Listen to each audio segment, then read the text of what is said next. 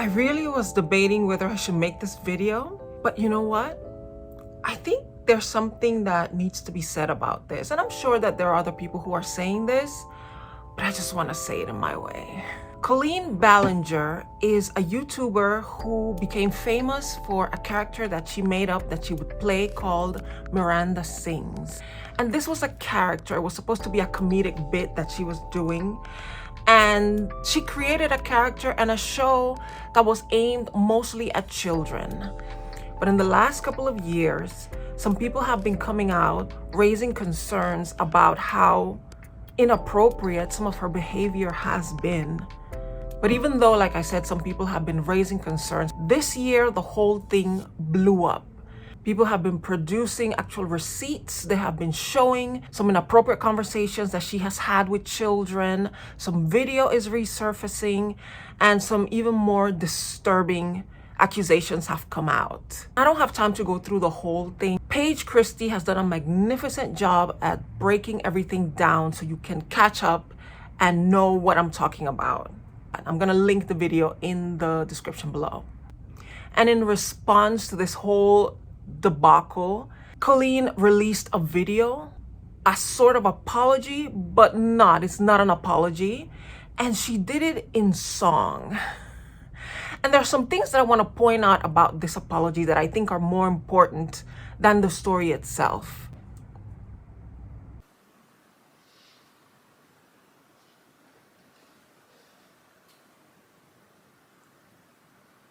Right off the bat, do you see the background? Look at the background.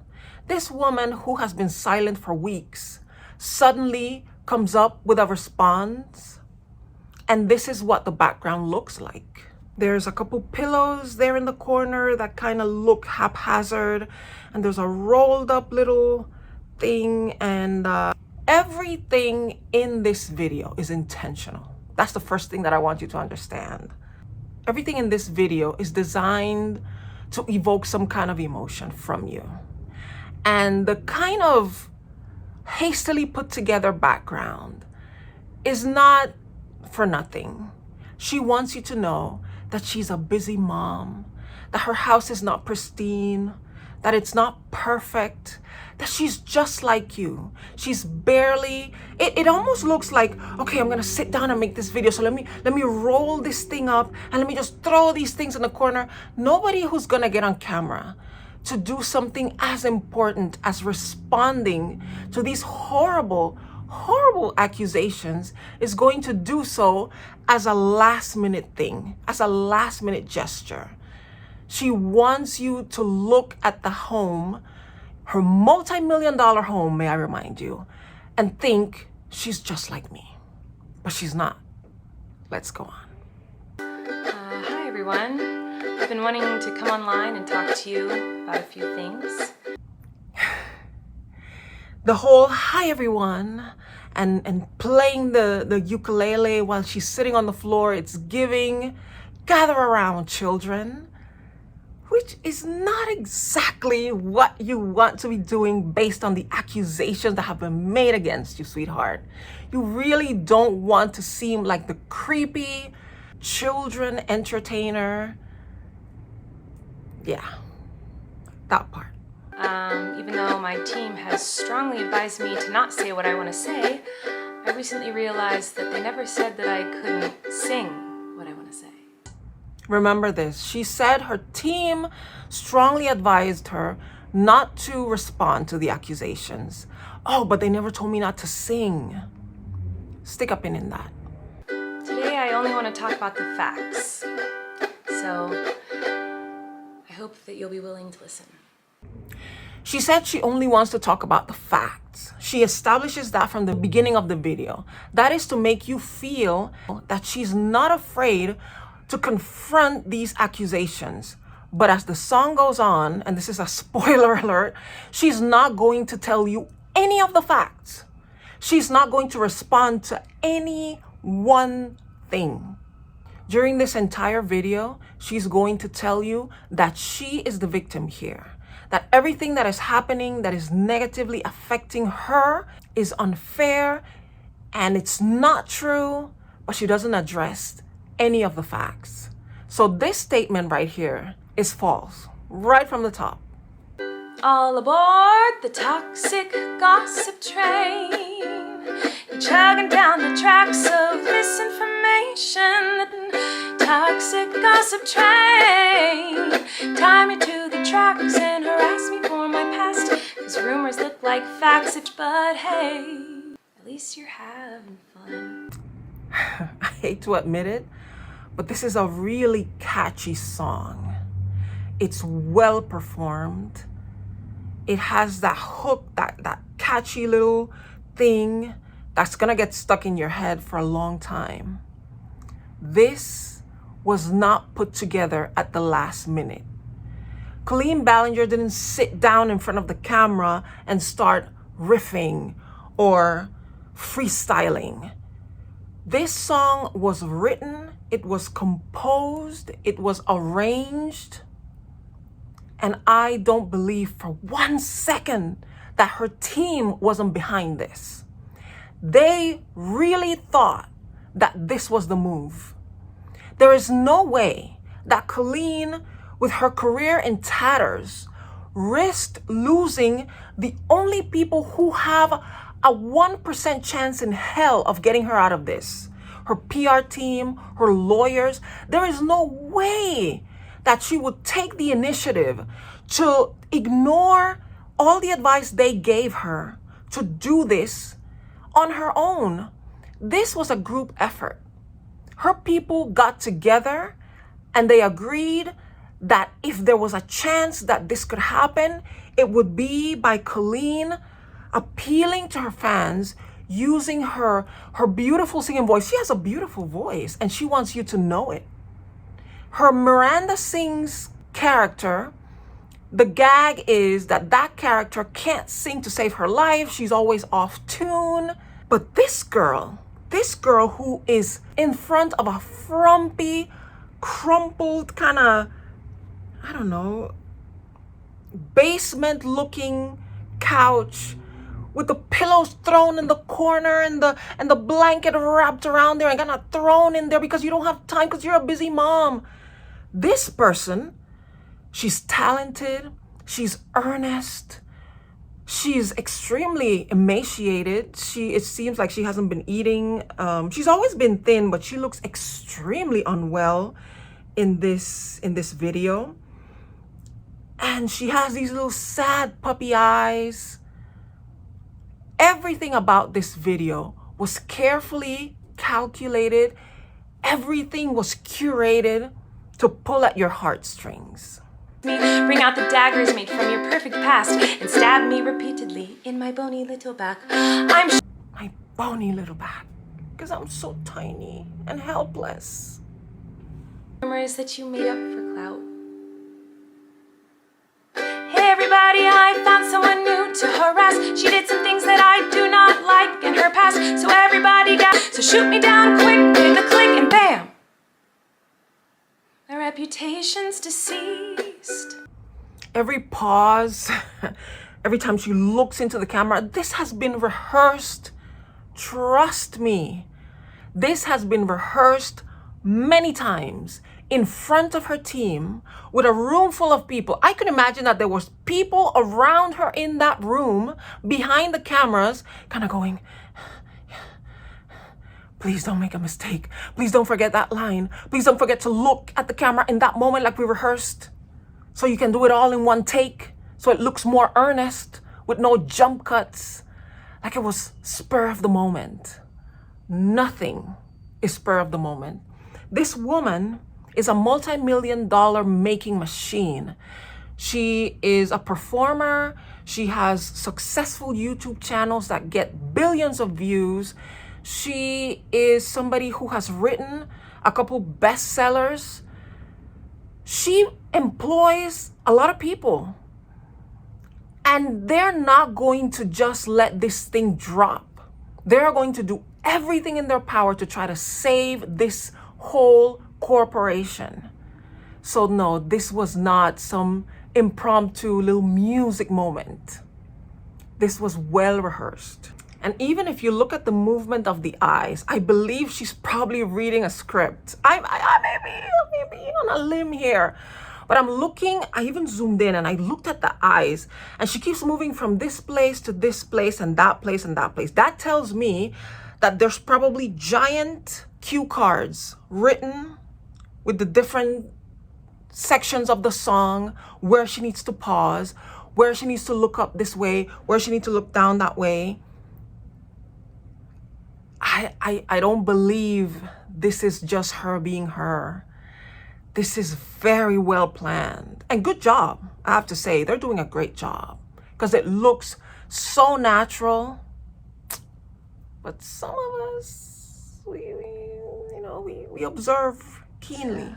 Numbers look like facts when you don't mind the gaps. I won't survive in the crash, but hey. Dramatic pause. I hope you had some fun.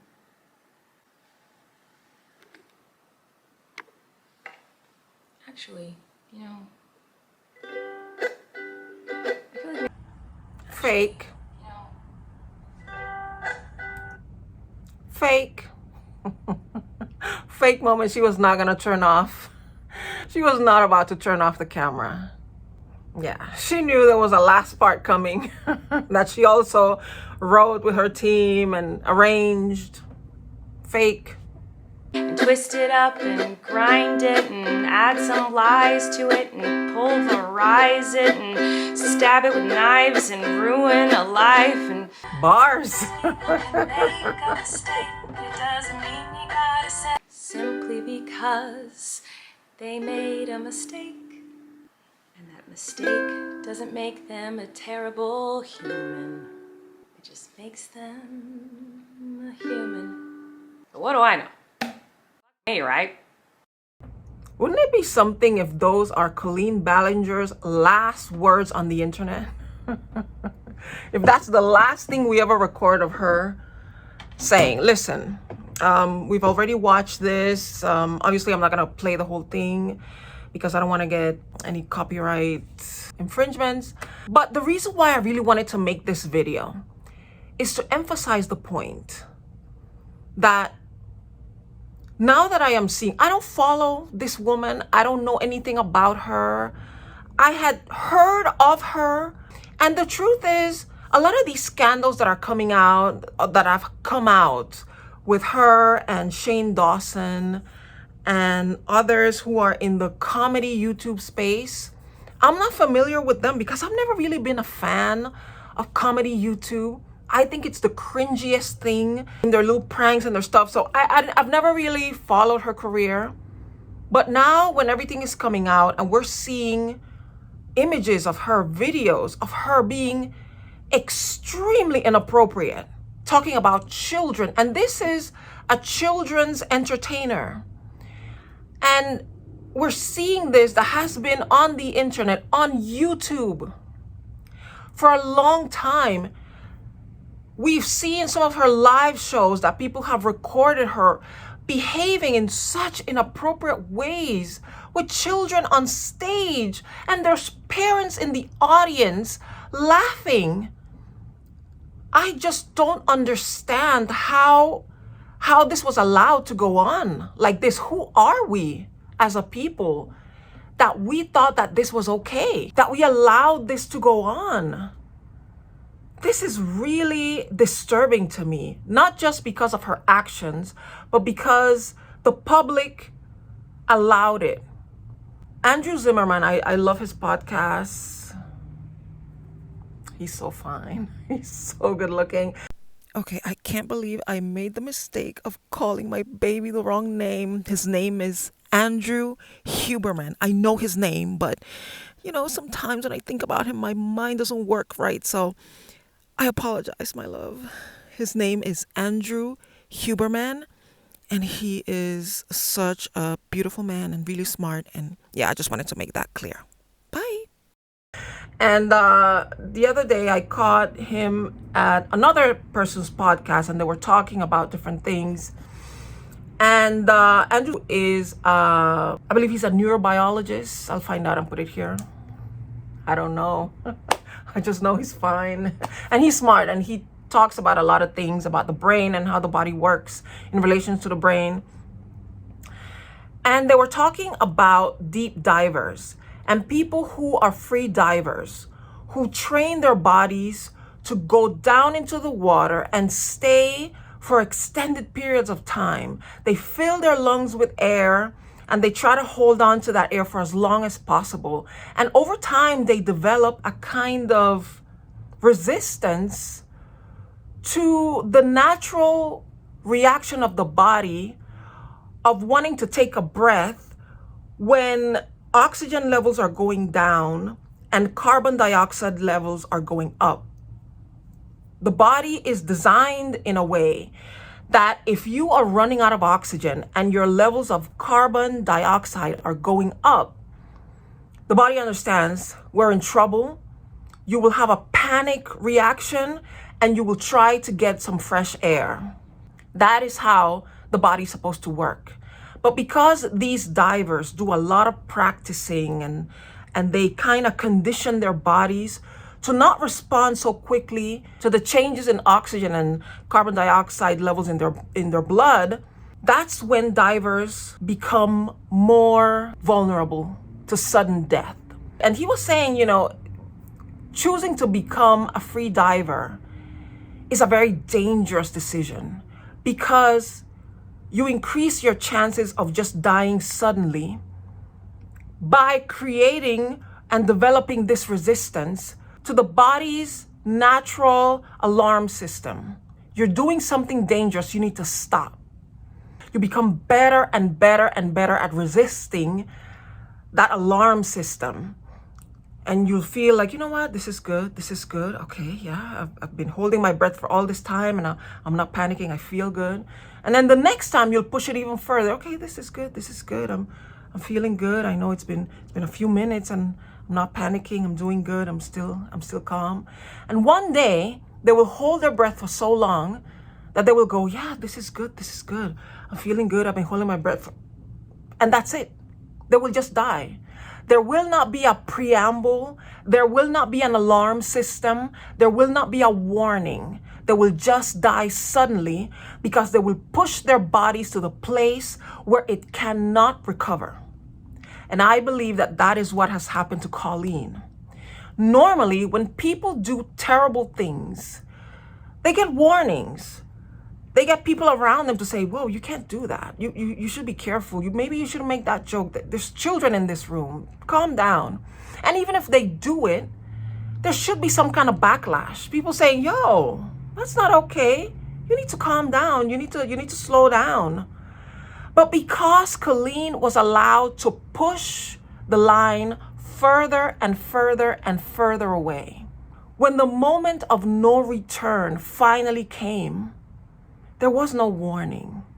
There was no backlash that then backed down and then you were able to kind of stay out of the spotlight for a while and then go back and make your apology and resume. There was a moment in 2020 when the first accuser came out and said what he had to say, that she came out with an apology. Apparently she made a lot of false statements.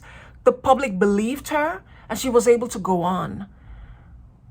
But what the young man accused her of doing wasn't even as terrible of some of the things that I am watching now come out that happened even before this. And nobody warned her.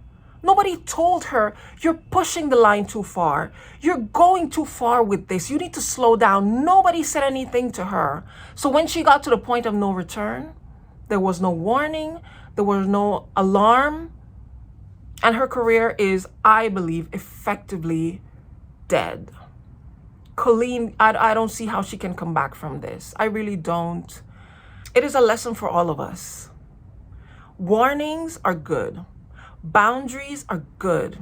Accountability is good. When your audience hold you accountable, that's a good thing. Listen, I am somebody who has a tiny little platform here on YouTube. And by the way, if you would like to, please subscribe to my channel. I'm trying to get to 1,000 subscribers. I would really appreciate it. Thank you. I'm nowhere near where I would like to be on my platform, but I have faith that my audience is going to continue growing and that I will get to a place where I have to be really careful about what I say, what I tweet, because I don't want to offend large swaths of the population, of the people who are watching me. But I'm not gonna wait until I have a sizable audience to put myself in check.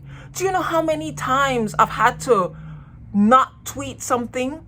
I sit down and I write the entire thing and I'm about to hit tweet and I read it over and over. And when I read it that fourth time, I'm like, whoa. Now that I've read it for 4 times, this 4th time, I can really hear it, how some people might take this. The first 3 times I read it, it was fine. But this 4th time, no, I can't tweet this. Let me erase this whole thing. Let me just leave this conversation. When you have something to stop you from making mistakes, it's a good thing. When you're a free diver and your body is warning you and you're having the shakes and you're feeling panicked and you need to go up for air, that is a good thing. It's uncomfortable, but it's designed to keep you alive. So to Colleen and to others who might be, well, she's already out of the game, but for some of you who might be watching, you like dancing too close to the line, you better back up. Better back up. You don't want to die suddenly. My reputation's deceased. Thank you so much for watching. I hope that you enjoyed this. If you'd like to see me do more commentary, please subscribe to my channel. If you enjoy this video, please give it a like. Please leave a comment. Let me know what you think. Are there any thoughts that you have? Do you think she was really sincere? Am I looking too much into this? Let me know.